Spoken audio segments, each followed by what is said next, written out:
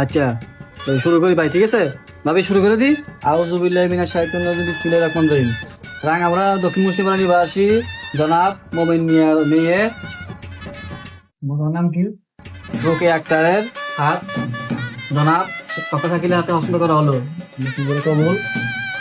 এ রুকিয়া, হ্যাঁ তুমি? আব্বা এটি কেডা?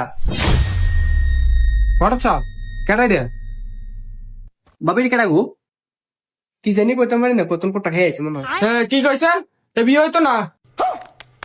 ঘরে চাপ এতে কিটা কয় রে? আচ্ছা, তুমি কেডা গো? ঘটনাটা খুলে কথা কি হইছে? রুকিয়ার লগে আমার 5 বছরের সম্পর্ক। হের মা বাবা বিয়ে দিব কইয়া আমার কাছে তো 5 লক্ষ টাকা খাইছে।